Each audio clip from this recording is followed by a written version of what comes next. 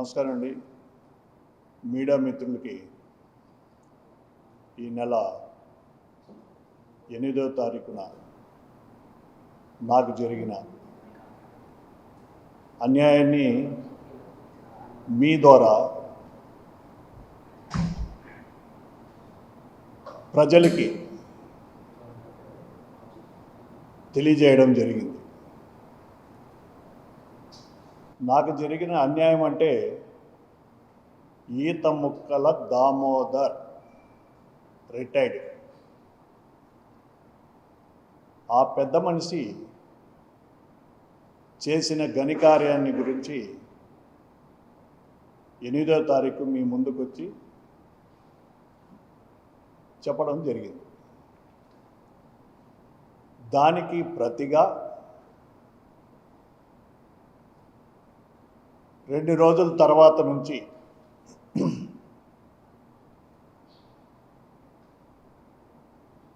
Media మిత్రులు నన్ను ఫోన్ల ద్వారాను నేరుగాను సంప్రదిస్తూ నన్ను ఒకే క్వశ్చన్ వేస్తున్నారు ప్రతి ఒక్కరు. నువ్వు అతని పైన అలిగేషన్ పెట్టావు కదా, అలిగేషన్ పెట్టింటే నువ్వు పోలీస్ కంప్లైంట్ ఇవ్వాలి కదా, అతను ఇచ్చిన కంప్లైంట్ ఏమో రిజిస్టర్ అయింది, నువ్వు కంప్లైంట్ నీ కంప్లైంట్ ఏమో సివిల్ మ్యాటర్ కిందకి ఇచ్చారు, డిస్మిస్ చేశారు. అతను కంప్లైంట్ రిజిస్టర్ చేశాడు కాబట్టి నువ్వు తప్పు చేసింటేనే కదా అతను కంప్లైంట్ రిజిస్టర్ అయింది అని ప్రతి ఒక్కరు అడుగుతున్నారు. దానికి ఈరోజు ఎవరెవరైతే అడిగారో వారి అందరికీ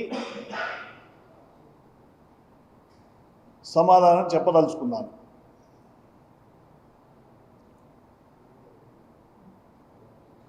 ముఖ్యంగా ఇది ఒక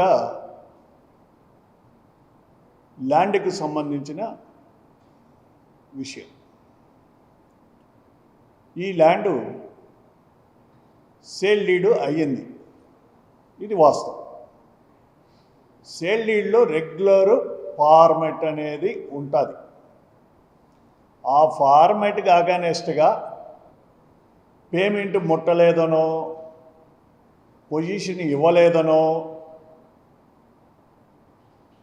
రాసుకుంటే అది రిజిస్ట్రేషన్ అవ్వదు. మీ అందరికీ కూడా తెలుసు ఆ విషయం. వారిపైన నమ్మకంతో, వారికి నాకు ఉన్న గత పరిచయాలతోటి యాజ్ పర్ ఫార్మాట్ రిజిస్ట్రేషన్ చేయడం జరిగింది. రిజిస్ట్రేషన్ అయిపోయినాక చెక్కులు పంపిస్తామన్నారు. ఆ నమ్మకంతో వదిలేయడం జరిగింది. ఆ రోజుటికి ఆ రోజు నుంచి ఫాలోఅప్ చేస్తుంటే ఒక 2 నెలల తర్వాత 65 లక్షల చెక్కు మాత్రం పంపేయడం జరిగింది. ఆ చెక్కు బ్యాంకులో ప్రయాణం చేసుకోవడం జరిగింది. మిగతా 2 చెక్కులు వాళ్ళ దగ్గరే ఉన్నాయి. ఆ 2 చెక్కుల పంచాయతీ ఈ రోజుకి ఇంతవరకు వచ్చింది. ఇది చాలా క్లియర్ సబ్జెక్టు. ఇది నిజంగానే సివిల్ డిస్ప్యూట్. ఇది లీగల్గా నేను ఆ సేల్ డీడ్ క్యాన్సిల్ చేయాలి.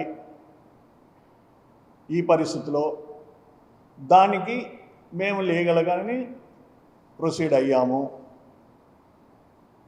కోర్టు వారు కూడా స్టేటస్ కో మెయింటైన్ చేయాలనేసి ఆర్డర్ ఇస్తూ దాన్ని ఆ ల్యాండ్ని వేరే థర్డ్ పర్సన్కి ఎవరికి సేల్ చేయకూడదు, ఈ డిస్ప్యూట్ క్లియర్ అయ్యేంత వరకు క్లియర్గా ఆర్డర్ ఇవ్వడం జరిగింది. ఇది మేము పోలీసు వారికి సబ్మిషన్ ఇచ్చాం. అతనికి కోర్టు ద్వారా నోటీసులు కూడా పోయి ఉంటాయి. ముఖ్యంగా ఒక సేల్ డీడ్, ఇంత పెద్ద మనిషి ఒక సేల్ డీడ్ చేసుకున్న తర్వాత ఆ సేల్ ట్రాన్సాక్షను కంప్లీట్ చేయక ఇంత లిటిగేషన్లు క్రియేట్ చేసి ఇటు పోలీసు వారికి అవుతేనేమి, ప్రజలకు అవుతేనేమి, పర్సనల్గా నా ఫ్యామిలీకి అందరికీ డిస్టర్బ్ చేస్తూ పర్సనల్గా నా ఫ్యామిలీకి ఇంత హరాస్మెంట్ చేయడము కరెక్ట్ కాదు. కాబట్టి ఇది టోటల్ సివిల్ డిస్ప్యూటు. లీగల్గా కోర్టుకు పోయి ఏ విధంగా నా చట్ట ప్రకారం నాకు చెందాల్సిన డబ్బులు అవుతానేమి, లేక ఏదైతే రిజిస్టర్ చేశానో ఆ భూమి అవుతానేమి కోర్టు ద్వారానే నేను వెనక్కి తీసుకోవాలని పోరాటం చేస్తాను.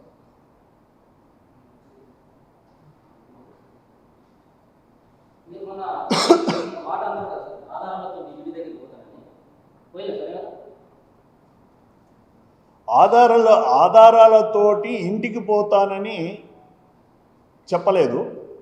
ఆధారాలతోటి ఇంటికి పోతే ఇంకొక కేసు పెట్టిస్తాడు, నా ఇంటిపైకి దౌర్జన్యం వచ్చాడనేసి. ఈడీ దగ్గరికి అవుతానేమి, బినామీ యాక్ట్ కిందకి అవుతానేమి, సిబిఐకి డెఫినెట్ ముందుకు పోతాం. ఎందుకంటే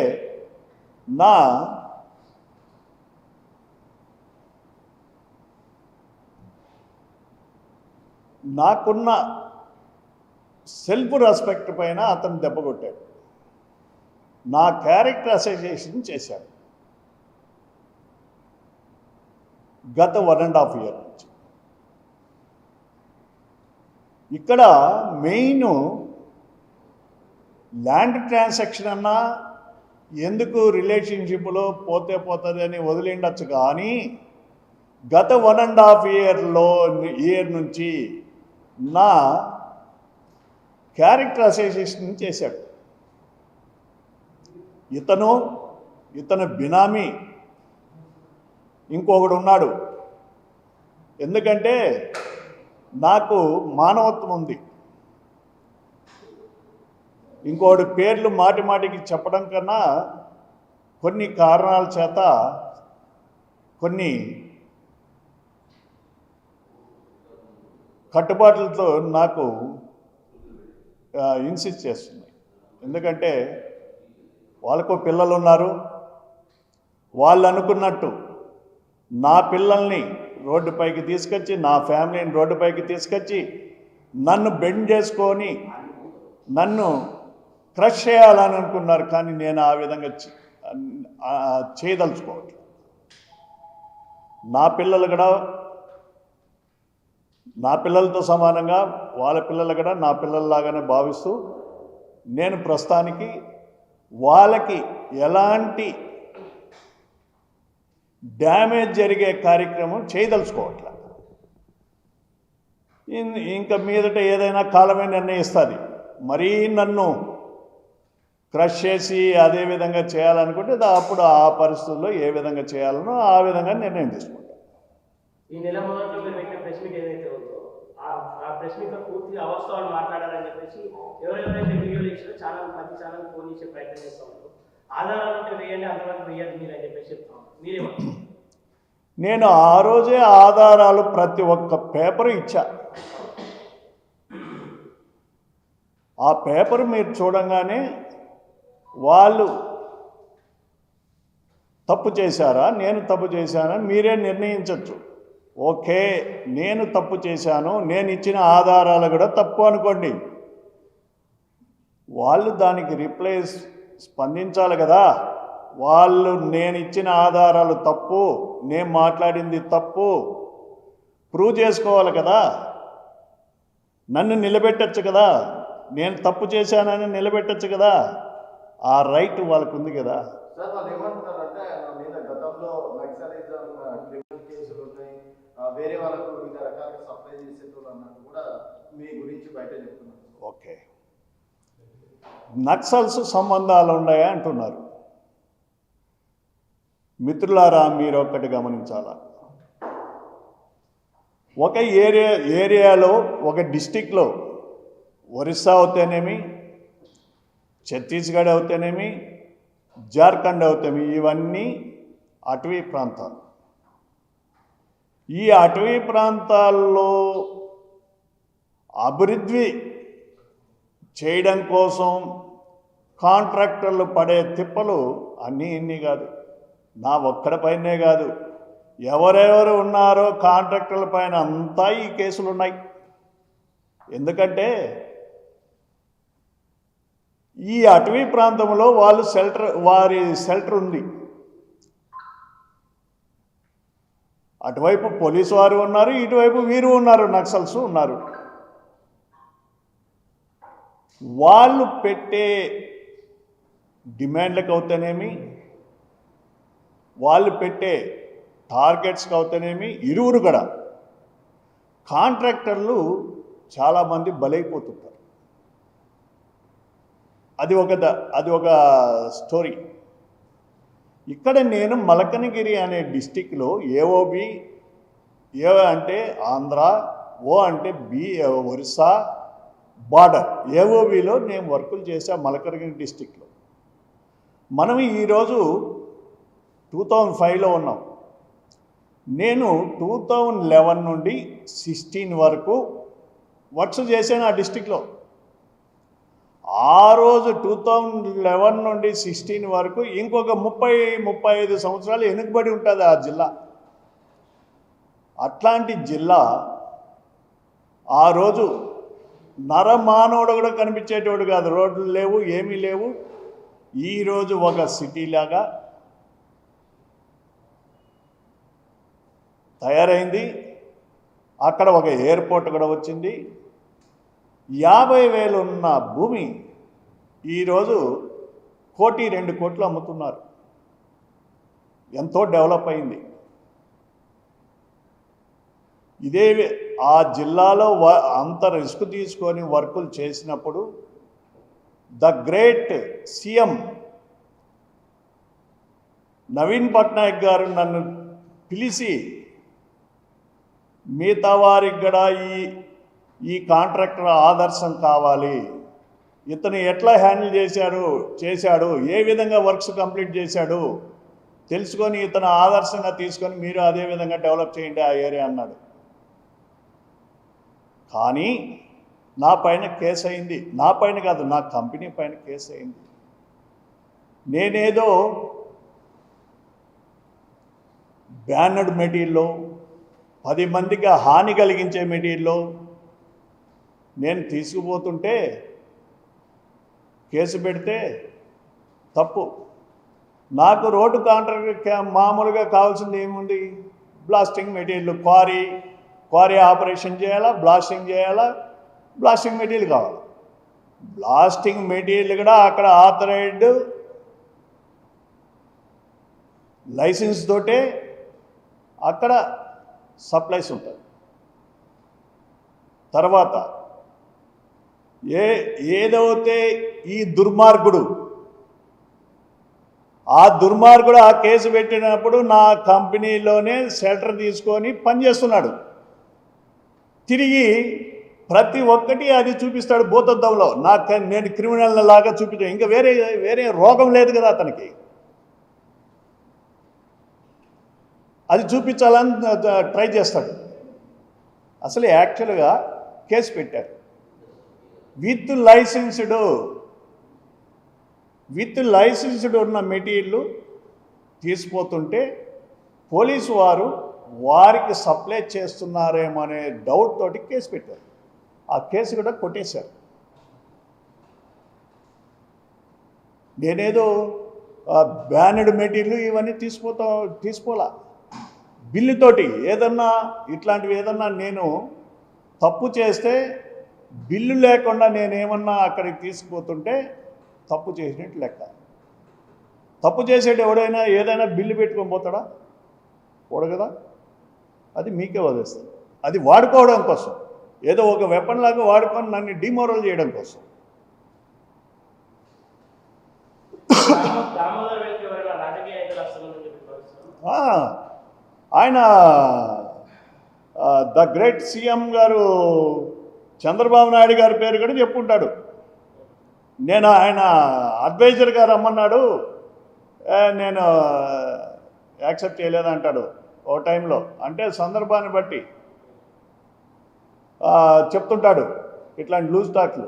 తర్వాత the great person central minister Chandrashekar, Pemmasani Chandrashekar కూడా నా బంధువు అంటాడు. ఆ చంద్రశేఖర్ గారికి కానీ వేశాడు. కానీ చంద్రశేఖర్ గారు చాలా జెంటిల్ పర్సన్, నా నైబరు, నాకు తెలుసు ఆయన గురించి. ఇట్లాంటి బుడ్డా పకీరుల్ని ఆయన ఎంటర్టైన్గా చేయడు, పట్టించుకుంటాడు. మీరు పెట్టిన కేసు పైన పోలీసులు ఎట్లా స్పందిస్తారు? ఎస్, ఇతను ఒక రిటైర్డ్ పోలీస్ ఆఫీసర్ కదా, డెఫినెట్గా ఏదో మతలబు చేస్తుంది జరుగుతుంది అనుకున్నాను. నిజంగా పోలీసు వారికి దండం పెట్టాలి. నేను ఎలాంటి ఇన్ఫ్లుయెన్స్ కాదు కదా, పరిచయాలతోటి కూడా నేను పోలేదు. ఒక సాధారణ వ్యక్తిగా అతను కంప్లైంట్ పెట్టంగానే నేను, నా కుటుంబము పోలీసు వారి ముందు పోయి విషయం అంతా తెలియజేయడం జరిగింది. రిటర్న్గా కూడా ఇవ్వడం జరిగింది. న్యాయబద్ధంగా వారు పేపర్ ప్రకారం ఏముండదో అది చేసి, ఒక పోలీసు ఆఫీసర్ అనేసి, ఒక సామాన్యుడు అనేసి ఈ తారతమ్యం లేకుండా వాళ్ళు ఒక కంక్లూజన్కి వచ్చారు, అదేవిధంగా చేశారు.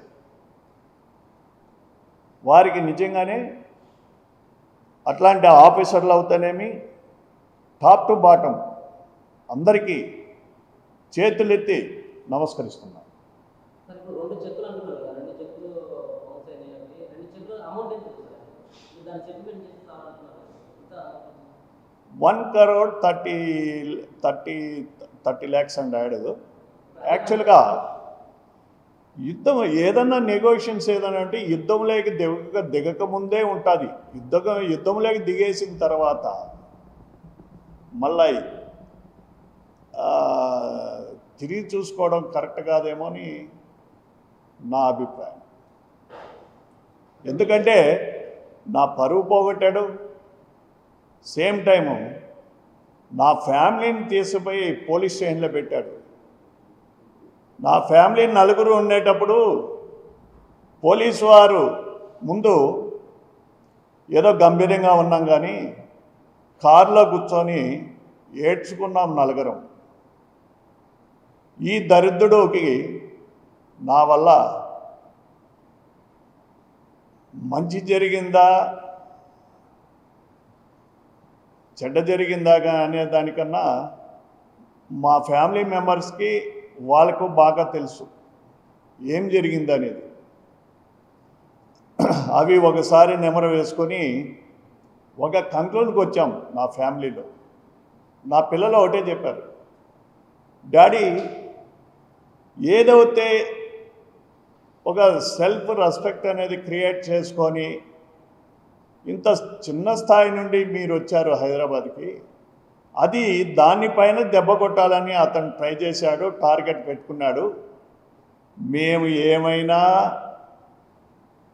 ఇబ్బంది లేదు, మనకి ఏమైనా ఇబ్బంది లేదు, ముందు మన సెల్ఫ్ రెస్పెక్ట్ని కాపాడుకుందాం.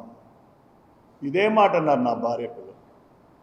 మీకు ఇవ్వాల్సిన డబ్బులు ఇచ్చేస్తే క్లియర్ చేస్తే కేసు ఏమి ఉండదు. క్వశ్చన్ లేదు. ఇంత చేసినోడికి అతనికి బుద్ధి చెప్పాల. నేను అనుకున్నట్టు డెఫినెట్ మీ ద్వారానే ముందు మీకే ఇచ్చి మళ్ళీ ఆ కన్సర్న్ డిపార్ట్మెంట్కి సబ్మిషన్ ఇస్తాను. ఇంకోటి మీకు ఒక విషయం చెప్పాలా, లాస్ట్ ఈ నెల 8వ తారీఖు మీ ద్వారా నా బాధను వ్యక్తపరచడం జరిగింది, నాకు జరిగిన అన్యాయాన్ని తెలియజేయడం జరిగింది. నేను ఆ రోజు ఫోన్ నెంబర్ ఎవరికి ఇవ్వాల, మీరు గుర్తుపెట్టుకోవాలి. అతను పనిచేసిన నెల్లూరు నుండి కొంతమంది ఫోన్ చేశారు. నెల్లూరులో ఉద్యోగం చేసేట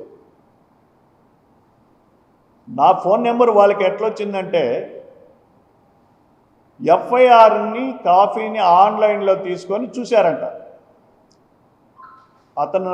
అతను నా పైన పెట్టిన ఎఫ్ఐఆర్ని ఆన్లైన్లో తీసుకొని అందులో నా నెంబర్లు తీసుకొని ఫోన్ చేయడం జరిగింది.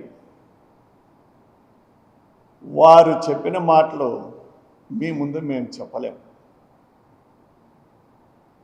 అతను చేసిన అరాచకాలు, అతను చేసిన బినామీ ట్రాన్సాక్షన్లో అక్కడ నెల్లూరులో ఇతని వల్ల ఇతని బాధ్యులు ఎంతమంది ఉన్నారు, ఇతని పెట్టే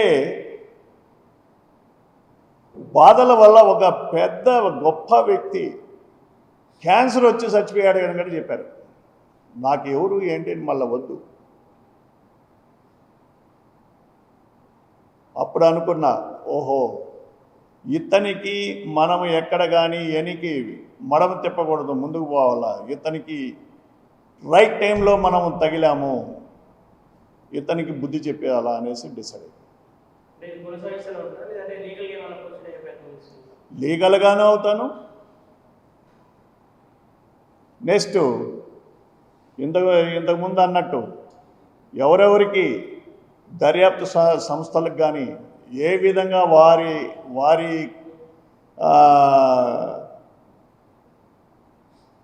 కనుసన్నలేక తీసుకోవాలా, ఏ విధంగా చేరాలని కూడా నేను ట్రై చేస్తాను. డెఫినెట్ పంపిస్తాను, డెఫినెట్ షార్ట్లీ. ఇట్లా నాకు కొన్ని కలెక్ట్ చేస్తున్నాను. ఎందుకంటే నా ప్రొఫెషన్ వేరే కదా. అతనిలాగా రిటైర్డ్ అయిపోయి ప్రతి ఒక్కటి గిచ్చుకుంటా ఉండే టైం కాదు నాది. కాబట్టి నాకు దాన్ని వేరే ఒక టీమును పెట్టాము. ఆ ఇన్ఫర్మేషన్ వచ్చిన తర్వాత ఫుల్ ప్లేజెడ్గా ఇస్తాం.